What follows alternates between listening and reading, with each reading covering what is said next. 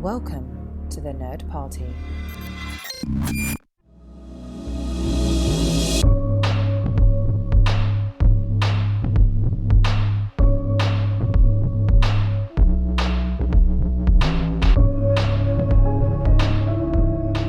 Ce soir, dans Houselights, nous untermauern une retrospective. Luc Besson avec la Femme Nikita, 1990. Le film qu'il... Oh. Excusez-moi. Tonight on Houselights, we begin a Luc Besson retrospective with La Femme Nikita from 1990, the film that put him on the international map and laid out almost everything he'd obsess over for the next decade. Criminality as an organized system, style as a form of identity, and violence being used as control. It's a French action, quote-unquote, thriller that quietly rewired how assassin stories work and then got remade, exported, and imitated endlessly. With me is cool, alert, and already 3 steps ahead of the conversation, Darren Moser, and bringing strong Victor the Cleaner energy, calm, precise, and just itching for someone to make a mistake, John Mills. La Femme Nikita means every birthday present is the assassin's equivalent of socks and underwear, and every vacation means you have to bring your laptop. Let's rage, pick up a fiance at the grocery store, and bite our sensei. Okay. I mean, you've definitely laid out a to-do list there. I don't know that Victor is really as calm, cool, and collected as he'd like to think he is. He seems to have some anger issues, but again, still appropriate. Yeah, he's kind of the worst cleaner. He's the cleaner that makes the biggest mess, I think. He really does. There are a couple of T's that should be crossed and I's that should be dotted before using acid, I would offer. But if these bottles have acid, then the restaurant, no. Where's my holy water? I will say I was totally going to do the entire podcast in French, but you would have to turn the subtitles on, and I don't think that would be a very good audio experience. So I think I'll just do English. So I definitely think that they maybe should take another pass at the translations and the subtitles, because this film very much seemed to suffer from what I would run across from time to time watching, different anime films in the original Japanese and stuff like that, where it was like you would read it and you're like, I know that's literally what the words are, but I think the spirit of what they're saying is not quite there. I think we need to practice our idioms a little bit better from time to time. Like enchanté was... Yeah. Like there was I remember there was some introductions and they said enchanté and it means how do you do? Like I get what they were going for, but at the same time, I was like, I don't speak a lot of French, but was more than a few times when I'm like, that's not what that word means. It's not the equivalent of sup, it's, that sort of thing. Wait, did both of you watch it with subtitles then and the original audio? Yes. Because I watched it with the dub. And, you heretic. It was not the best dub I've ever heard. It was very and now we're going to go here. Yes, I'm going to go here right now. Yes, we should go. Yes, let's go. That's what it was, the entire movie. So it really made me appreciate good dubbing. Really makes a difference. So it wasn't unwatchable by any means, but it was very wooden in its delivery. I think that's one of the reasons why I can't really handle dubs is because, there's oftentimes when you'll get a dub and it's a really good dub where you get some voice actors who are really involved and they really want to do it, and you get a production company where there's a lot of love behind it and they try to get the intonation, they try to get the verb right, but it's really hard because like something in Japanese or French that takes 10 seconds could take maybe 15 in English, and so they're trying to like cut it down and put it together. And then there's other times when it's just like, say these words, just say it doesn't matter.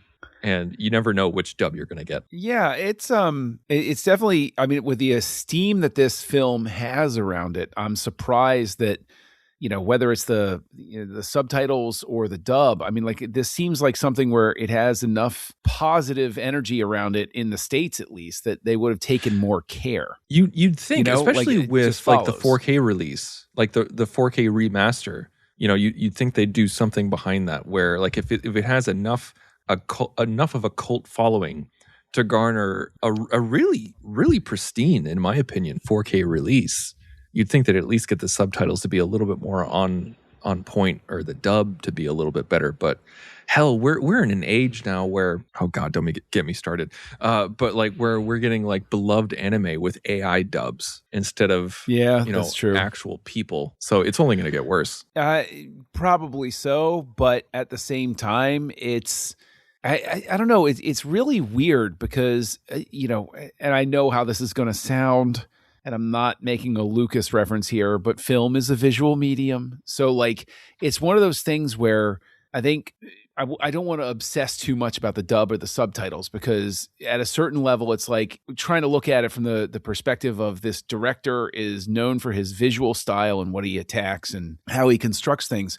Like that, for me, that's the biggest thing, is like, did the visual style make up for the deficiencies in the audio or subtitling for you guys, right? Did it compensate for it? Okay. Yeah, I think so. I think that's a solid point. I mean, like, because, we're looking at it from a very American perspective, like from a very monolingual, which is kind of redundant when you say American, but it's I think with something like this, where this is a type of movie, and I know people say this to sound intelligent, but I truly mean this, that this is one of those movies where you could turn off the subtitles and still know exactly what's going on. Yeah, and that's a tribute to the actors, and I mean, that's something I guess that you should give Besson credit for, is that he gets those performances from the actors. They are obviously responding to the script and what he's laying out there for them. And, to your point, you could have turned off the subtitles in that scene where she's having that sort of crisis emotionally while she has to commit the assassination in the bathroom of a place where she thought she was just going to be able to go on vacation with the love of her life. And he's on the other side trying to understand what's going on in there. And it's, I think that's a really well-constructed scene in those terms. I'm just not sure if the film, like, this is something where I think that it very much points to, like you said in your intro, where Besson is headed. But I don't know that it's really a calling card film the way that I've come to expect it to be. Because this is my first time seeing it. And I've heard so much about this movie.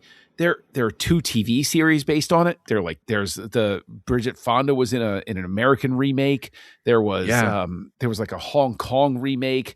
There was like 2 other remakes in other countries. So obviously this film had an impact, a big impact. And that's just the thing that I'm sort of like trying to cope with, is like, I think the expectation was too big coming into this thing. Well, often, or not often, but occasionally, as we're talking about directors, I will say, especially in the early work, I can't. They haven't found their visual yet. Like, oh, this could just be any film. It doesn't necessarily feel like this director just yet. Not the case for me with Besson. With this one, I could immediately see where he's going. The low shot in the courtroom that's taking you down the aisle and up through the prosecution box, to just shot selection. You could tell this is the type of film and type of director that is telling you things, world building in itself with how they shoot things. And he never stops doing that. From all the other pieces of his I've seen, some of which we'll cover in the next couple weeks. But it was nice. It was nice to see. And I get what you're saying, John, where the calling card is just starting. But I can definitely, or as Tristan said, someone who likes cops, and I kept thinking of Fifth Element, like, oh yeah, like that is kind of like that, and except for large and in a sci-fi, fashion. But it was a nice, refreshing start to have something that off the bat was already telling this director's signature, and that's just fun, especially on this kind of podcast. And I forgot to mention that this is Luc Besson on the 90s. That's what we're, because, sometimes we do retrospectives of everybody. Sometimes we like their entire film works. Sometimes we do just a certain decade or just when they started. But Besson is just of the 90s. And this was his first one. This was in 1990. And, as I talked about it, and John, this made an impact globally. I mean, this put him on the international stage. And it arrived at a moment when French thrillers or even European thrillers were kind of restrained, where it was, pseudo realistic and kind of monotone. And Besson was kind of made some waves because he injected some fashion and some pop culture scoring, and the violence was crazy, and it immediately launched his career into bigger, more commercial projects. Looking at it, what I wonder, because we're talking about the impact, is I wonder if this is sort of an unacknowledged trailblazer. I don't want to say trailblazer, but like, this is a first step toward somebody like Tarantino getting his foot in the door, because it warms up audiences in other the international market, if you will, but especially the American market, for that, what you're saying, the stylized violence, the stylized dialogue, and the characters are all very unique. I can clearly draw a distinction between each character in this film. This person is this person is this person is this. Even visually, I can look at them and I can say, I know what type of personality each person this is. And maybe this is something where it doesn't get enough acknowledgement for paving the way for those sorts of things, because American action movies, pre-La Femme Nikita, they're, it's McTiernan style stuff. It's very big. It's very, it's shot a very certain way, taking nothing away from McTiernan. Oh, yeah. We love McTiernan on the show. Yeah. Action movies, I guess, kind of did globally shift a bit after this. Maybe this points us toward, the evolution of the action film overall. And even more, like specific than that, the female espionage expert is, grew exponentially because of this. Like, think about post 1990. Like, think about the 90s. Think about the early 2000s with the female espionage agent. We would not have had Alias if it wasn't for La Femme Nikita. And John, you talked about at the beginning, like there was 2 TV shows, one with Peta Wilson, I think is her name, one with Peta Wilson, then one with Maggie Q. And of course, Point of No Return with Bridget Fonda. Bridget Fonda. Yeah, Bridget Fonda. And my dad watched that movie all the freaking time. Like, he loved Bridget Fonda so much. And I actually remember he had this movie on, and it was a scene where there was no talking. It was just like a gunfight. I think it was the kitchen scene. And I was like, oh, is this Point of No Return? He's like, nope. It's I would be interested to see Point of No Return now, because I've never seen it, but I would be really interested to see how that was translated to, they basically Magnificent Seven'd this. And I would so love it'd be to watch interesting it to now. see. Yeah. Because it's been get a feel for since that. I've seen it. Now, the one thing I'll sort of throw this movie under the bus for is one thing that I think did not age very well at all was the music. The music is oh my goodness, it is so of its time that it's like it took me out of it a couple of times. Yeah, I'm so glad you brought that up at the beginning of the show. Darren, how did you feel about the music? Like, did you notice it at all?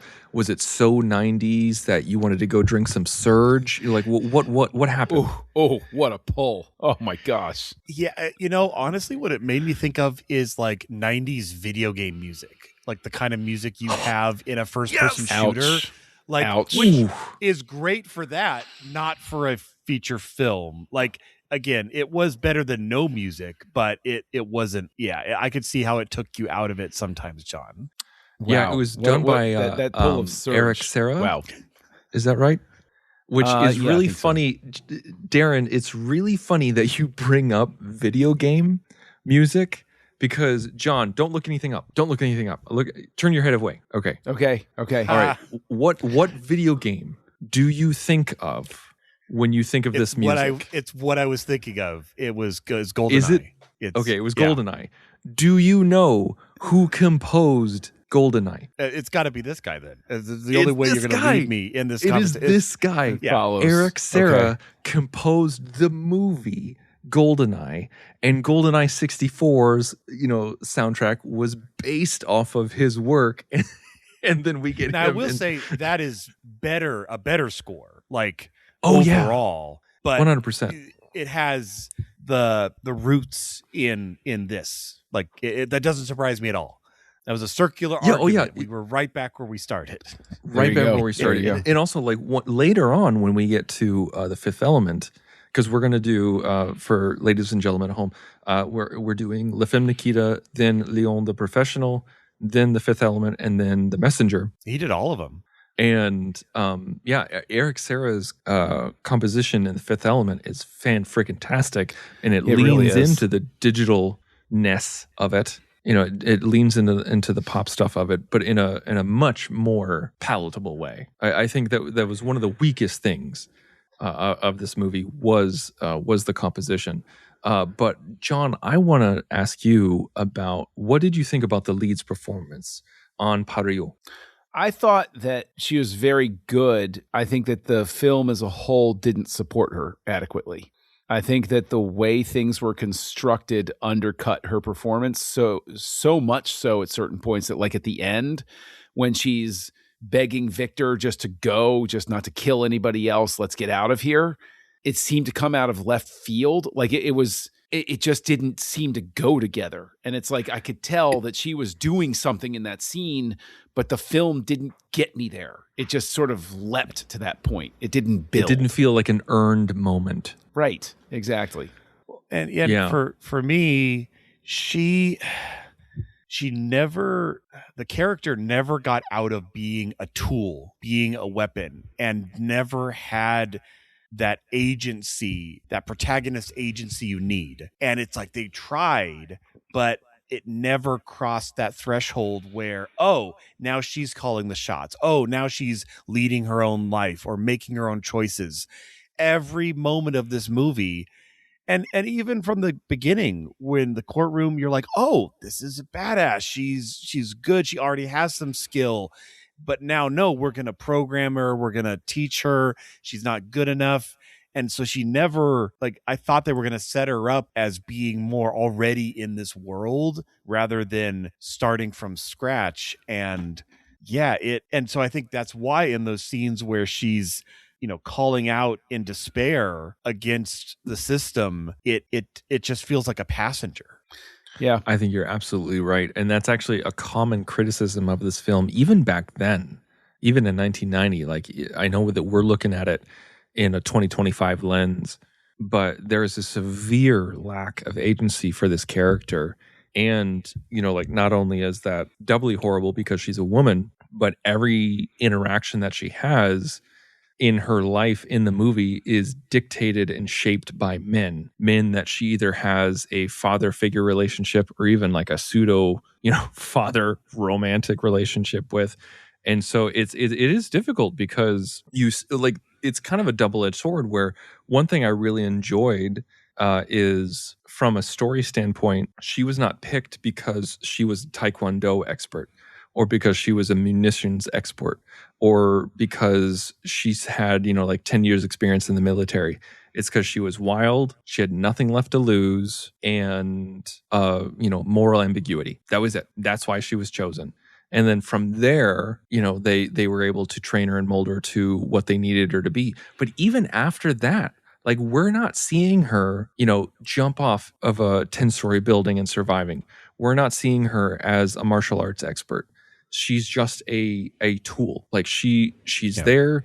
She can walk up, blow people away in a restaurant, and then escape through the window. Or she can, she knows how to handle a rifle, and so she does that. But at the same time, while that is interesting, Darren, like you said, there's no agency there. So why are we following this person?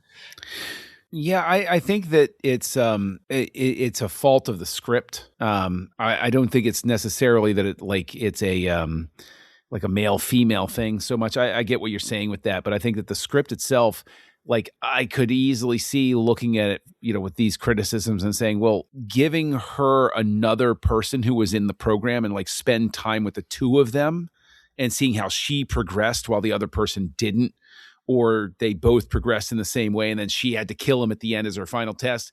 I know that's a trope, and I'm not saying that's what they should have done. I'm saying that's the sort of thing that I think gives her more of an arc, right? Because her training happens in these little stutter steps, and even the point when she decides that she's going to stick with the program, there's no conflict apparent. He simply walks in and he's like, well, if you don't pick it up, you're dead in 2 weeks. And then she walks up, puts on her makeup, and yay, we did it fine. It's like, I didn't see a struggle to get to that point of her sitting in front of the mirror. Like, that's the moment where it's to see her crying, to see her saying, I'm giving up this sense of identity now simply to survive. Like, that's the scene that doesn't play for me.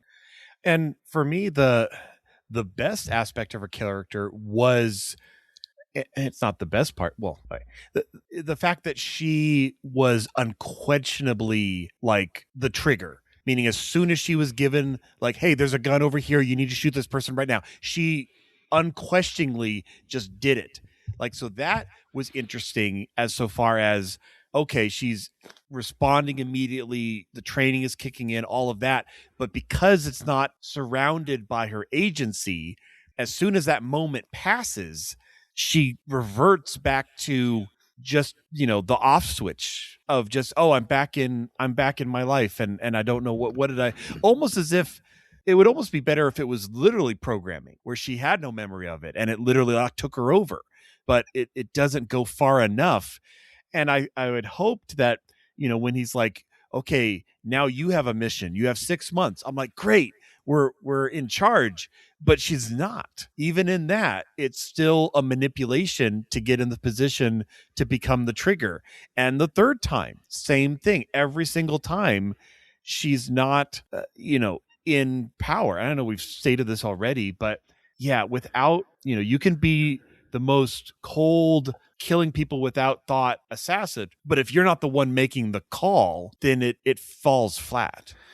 I'll give a little bit of a break in that one scene having to do with the when Victor shows up, because she's trying to call the shots and she's not allowed. I agree that's that's a ceiling, and it would have been nice to see her in that scene to then have conflict with Victor to the point where they get in the shootout. I think the mistake is that she basically pairs up with Victor afterward to complete the mission, and it's like, no. The even though, again, it's another trope, it makes more sense and gives the character more to do and develop by having her be the one that kills Victor, right? And then decide not to complete the mission because she's had enough of this crap, and then she's on the run, and evil father figure is coming after her, Bob and the love of her life. Yeah, Bob is coming after her and her love. Yeah, or reverse where Victor the cleaner is all like, you're done, I'm here to erase this mess, and she's like, no, we're not, and steps up and then completes the mission in her way. But these are all pieces of the puzzle. It just is not how it came together, unfortunately. Well, which is why it sort of gives Near Dark vibes with Bigelow, right? Where it's, if you look at Near Dark, you can say you could go progress through and be like, okay, I can kind of see where she's pointed from that point forward. There's some of that visual sensibility there. There's some stuff going on here that's interesting. I want to pay attention to this person, but it's not necessarily a film I want to revisit, because like I could see the pieces and it's pointed in the right direction, but it's not there.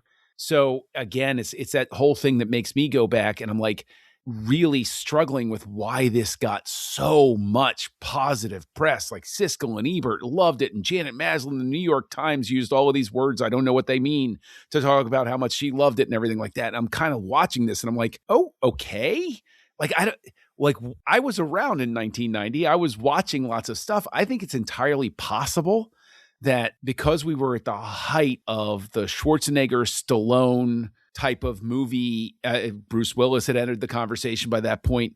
I think it was such a masculine sort of thing going on in action films at that time. I think a lot of the positive reaction has to do with simply the fact that it was This was just different, period. Female protagonist, intrigue, punk rockers, modern stuff, breaking the rules with visual language for the genre, that sort of thing.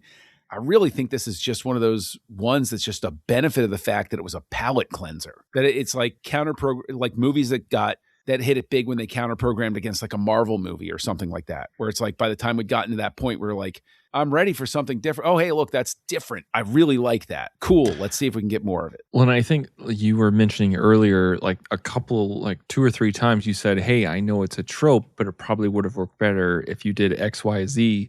I think this is one of those times when, because it didn't go with the trope and that it didn't go with X, Y, Z, it went with something different. It made more of an impact.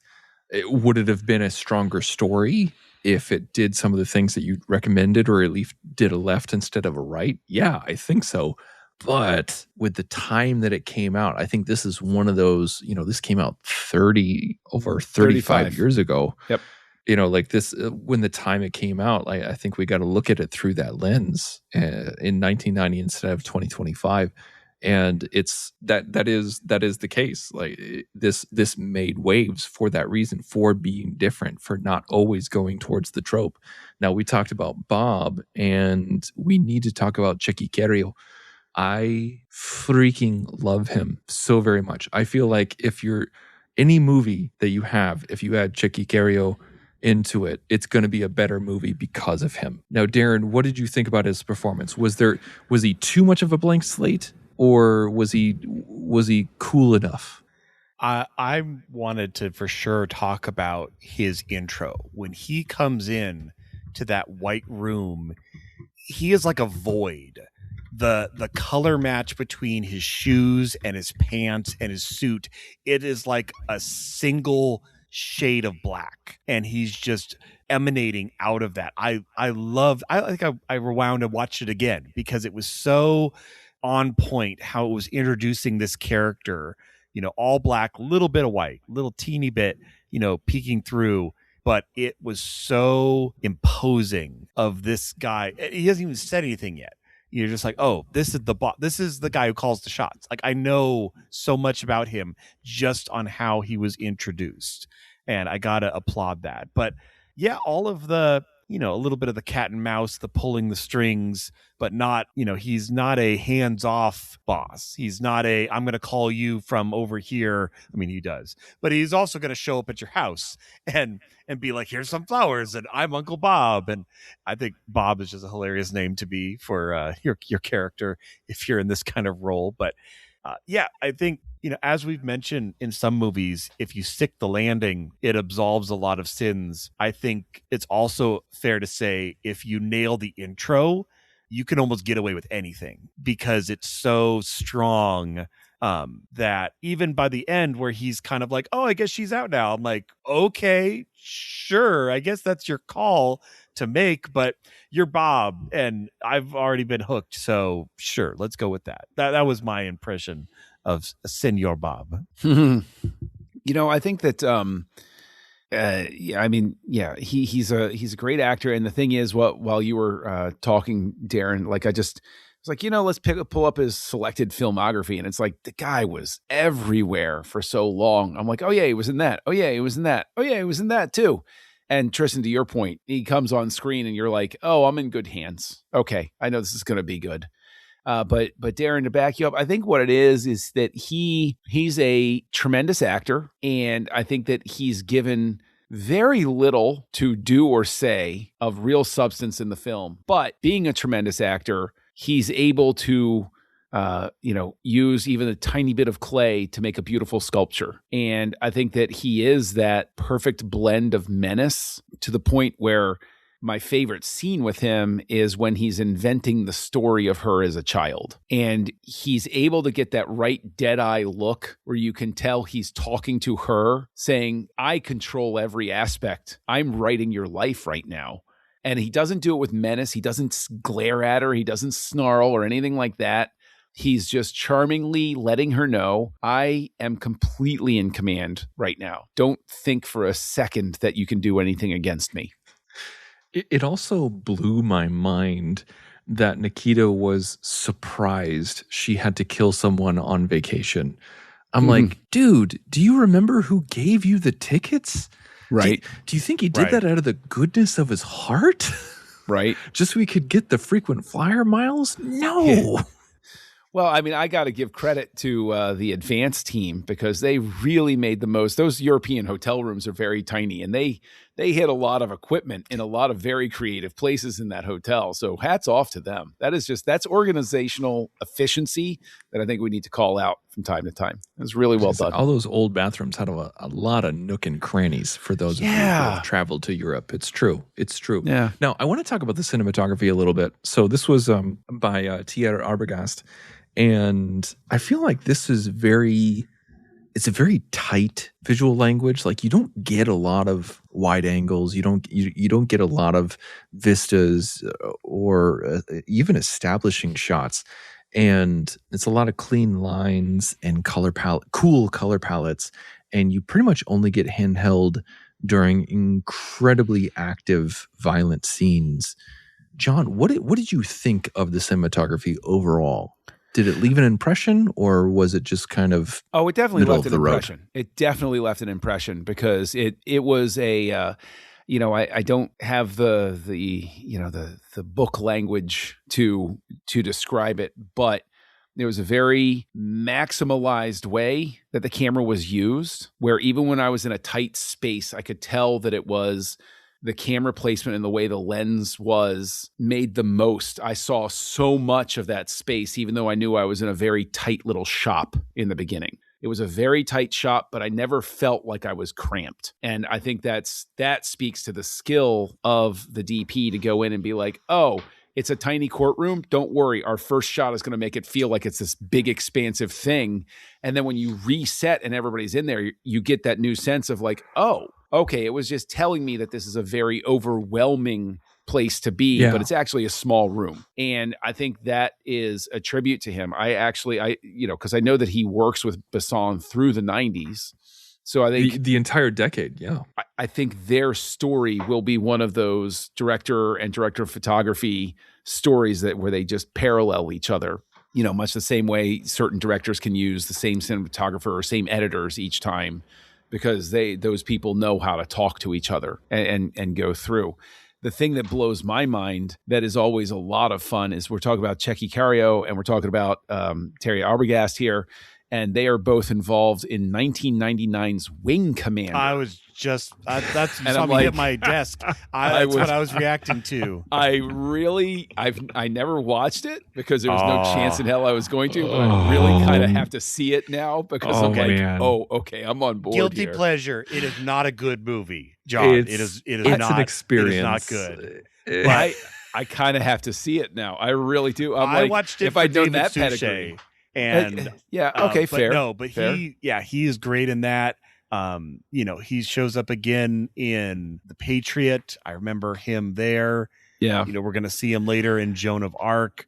The more I see him everywhere, the more I'm like, oh yeah, he's in the core. Okay. He's in the core. He's everywhere. I love that movie. I don't care what people say. I love that movie. Oh, it's a trash movie, but it's so fun. But in terms of the photography, like I would actually really be interested to just to give a lot of it, more tests to see how much influence Arbogast had on Besson.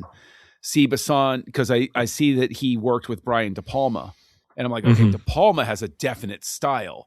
And if Arbogast is able to like shift it, then I know that Arbogast had a big seat at Besson's table to determine visual language. Now, that doesn't take anything away from Besson. He found a guy that gave him what he wanted, sort of thing. But now I really want to see some other works, Wing Commander included, to see how much of an influence he had. You should see it, John. You will have fun. Again, I'm going to add it to the list. Don't set your expectations high. Yeah, but yeah. But John, you made a really interesting point about the cinematography that I want to kind of touch on a little bit, where you said that he did a really good job of showcasing the space and how you never felt cramped. Well, one of the reasons why I think that is that they were working off of a shoestring budget, and Besson had everything laid out exactly how he wanted it with storyboards, and he worked with Arbogast on how they were going to shoot it, how they were going to do it, what rooms they were going to do it in. And because of the budget, they were just like, we have this room and this is the only room we got. Like, we can't do too much traveling throughout a building. This is the room.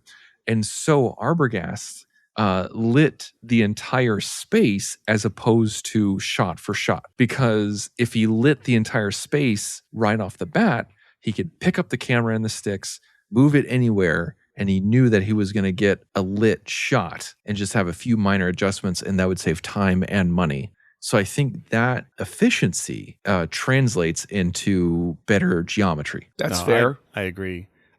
You can tell it's a shoestring movie. It looks like it, but it is still shot really well for what that budget is, and a lot is implied. And you're right. Thinking about it now, I'm like, oh yeah, we were in that building. We only were in one room, but I never felt like we only spent time in one room. It's amazing. Now, Darren, this was edited by Olivier Moufoy.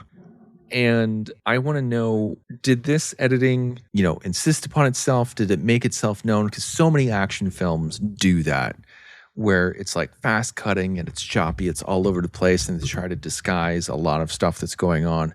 What did you think about the editing of this movie from a micro level all the way up to a macro level?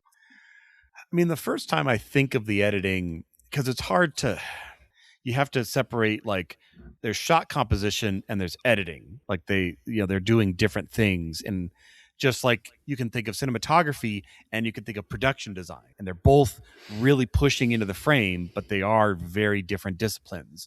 So I think of when she is montaging her training and we're feeling like we're in, again, one room, one warehouse, and we feel like this is a hive for this organization. This organization feels like it's been there forever, and then it's gone tomorrow. But it's, so that editing, I really liked that. I enjoyed, probably my favorite, hit is the, out the window, because we're jumping back and forth of what she sees, her fiance on the other side of the door, hearing through the radio, and it's all mixing perfectly to keep the tension but not lose your pace or where you are in the sequence. And then boom, boom, she's pulled the trigger and we're done, and now we're moving on to getting things back into the hiding spots. Or actually, no, I'm like, I don't know where she put the gun.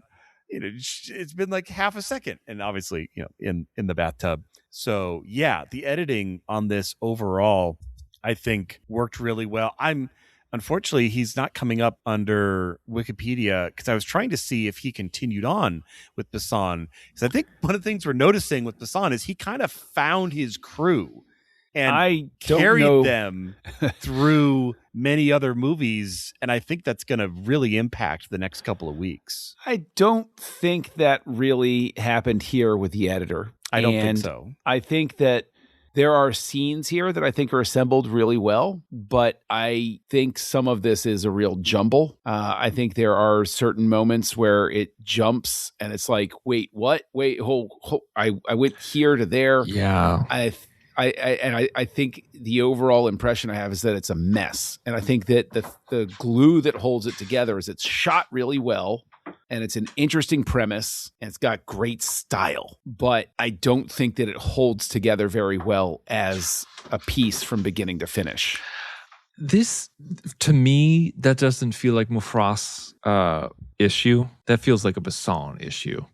Like when you take a look at, like when you like, he wrote this and developed this with a lot of things in mind. Like he knew exactly how he wanted to shoot it, how he wanted to do it, because he wanted to limit the amount of studio interference as possible. And I think he was living with Amparo. I think they were partners at the time. They were together, and yeah, so he wrote. Yes, they were. Yeah, he wrote the lead with her in mind.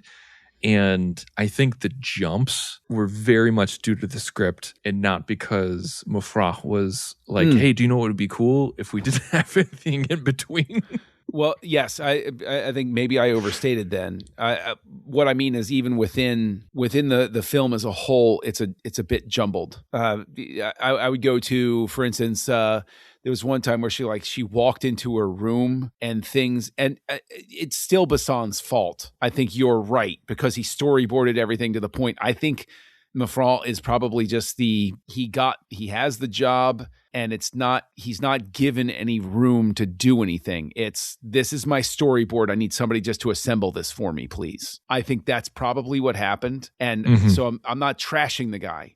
Like it's one of those things though, where it's like, I think he's in a no-win scenario where it's like he did what he was supposed to do, but he wasn't given the opportunity to do what he was best at. But you're not wrong though. You're not wrong from an editing standpoint on a macro level. Whether it's the editor's fault, the producer's fault, the director's fault, it doesn't matter. It's there. And I think you're right. Like there's so many, the jumps are weird. And it's not because, I don't like big time jumps at all. It's just, it's got to make sense because you're cutting out some of the meat here. You're cutting out some really interesting stuff. Now, Darren, you mentioned it before about her training.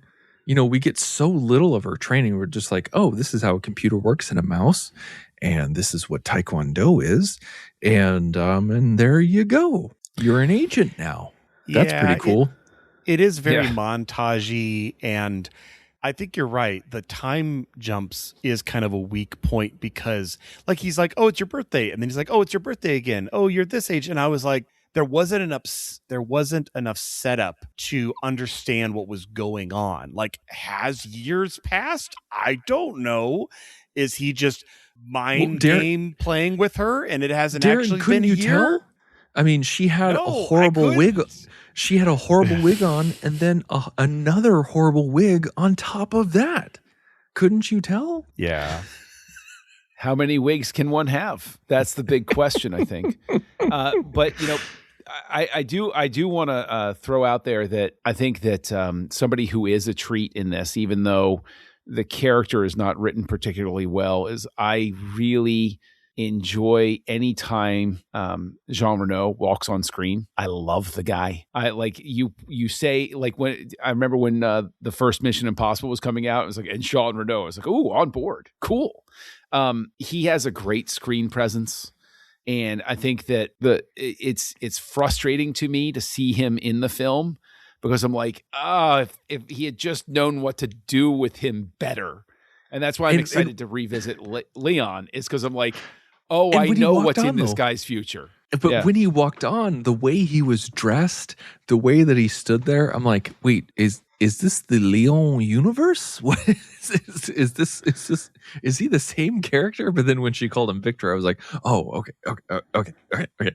Well, but the thing is, I held on even past that moment because I was like, well, he could have changed his name. And then, of course, the movie, spoilers for a 35-year-old film, the movie, his character dies. And I'm like, oh, okay, well, all right, that seals that one up. Unless, you want to really get wild with headcanon. And it's like, well, the professional is him in limbo and he's trying to work his soul through everything. All right. So as we're rounding third, I want to ask both of you the question, what do you think the theme of this movie was? Is it about identity? Something that's either regulated versus imposed? Do you feel like it's, love is an illusion like freedom is?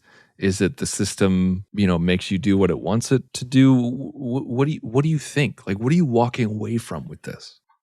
Honestly, I walked away with this with the sense that this was somebody who, and the thing is, hopefully people have listened to me drone on and on enough through the years to understand that I mean this as a compliment. But I get the same energy that I get from like an exploitation movie. Like say I'm watching like Roadhouse in the 80s or something like that, where it's just this feel of like everybody on set's just excited to do it. And so you ask me, it's like, well, what's the theme of it? I'm like, I don't know. It's Swayze and tight jeans. That's what it is. Well, I mean, that's obviously what Roadhouse is about.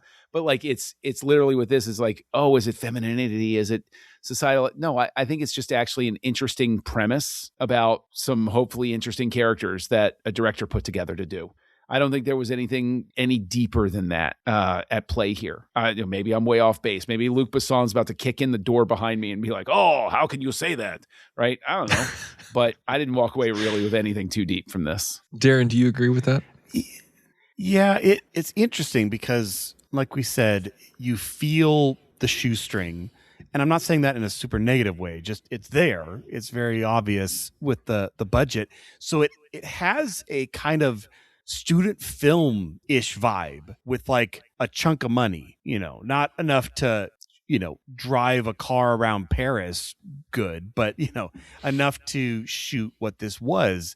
And so it played big within a small stage. And I think that works. But yeah, I don't know. I think later Besson's going to be getting into the the meanings and the morals and the pieces. I don't really see it as much here. I think this was more of I feel like he had an idea. He had a story he had to tell, had to get out, and he does in this movie. But maybe later we're going to add some layers, and there could be layers. There could be subtle meaning and stuff, but it didn't come across to me. Darren, I'm not going to make you go first this time. I'm going to give you the mercy. Oh, come on. Even though I'm hosting. Man. No, everybody needs a reprieve. Okay? All right? Get What off a my rip. back, John. What a rip, man. I'm going to make My you go mission first. said I was that Darren so was going to go impressed first. by your French at the beginning, Tristan. I just need to say that off the top. I mean, most of it is really the confidence in the pronunciation more than the pronunciation itself. So, John, I want to know. I can't wait to run it back through a filter and see. What are you giving this film? How many titanium bullets are you giving this film? It's tough because I think it's visually interesting. I think that it's got a lot of, great energy behind it. It's obviously, the excitement of, okay, we're going to make this movie. This is our shot, and everything's thrown in there and they're doing everything they can. And it's all of this stuff going on. But man, the script and the sort of lack of any emotional connection, maybe the lack of emotional connection is because I don't speak French and the subtitles sucked or something like that. But I'm actually going to come in at this pretty hard and give it a 2. And the only reason it doesn't go any lower is because of all the technical stuff that I thought was really good about it and the direction it's pointing. But I highly doubt that I'll ever revisit La Femme Nikita, unless it's as a remake with Bridget Fonda, in which case I'm very intrigued to try that out now. So, Darren, how many awkward birthday candles are you giving this? Through its faults and the score, the editing, the agency, I'm giving this a 3 because I could see this movie as something. This is totally a film that you would show film students as a teaching tool.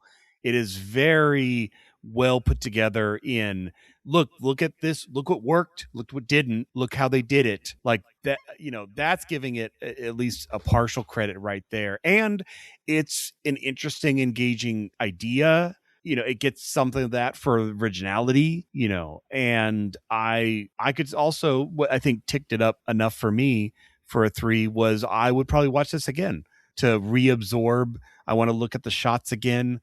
Now that I've seen it all the way through, I think a second viewing would be a little bit more enjoyable. So I'm going to give it 3. 3 white rooms that are identical, but not the same. Darren makes some good arguments. I'm going to bump it up to 2.5. And 2 is a little too harsh. So I'm going to go up to a 2.5 here. 2 is harsh. 2 is harsh, I think. Yeah. But not far off. I'm with you, Darren. I'm giving it a 3. I think this movie lands as stylish. And when you look at it, it's more influential as a genre piece that works better as a blueprint for what comes next than what is a fully satisfying story. I think that's where I'm kind of coming from. Like the atmosphere is really, really interesting and precise, and the premise is on point, and you feel like it's so hard. Like when you look at everything that comes afterwards, like the remake and the TV, like just for the decades of action we got of influence that we got because of this movie is pretty crazy, and it needs some credit for that. but at the same time, the emotional beats are incredibly uneven.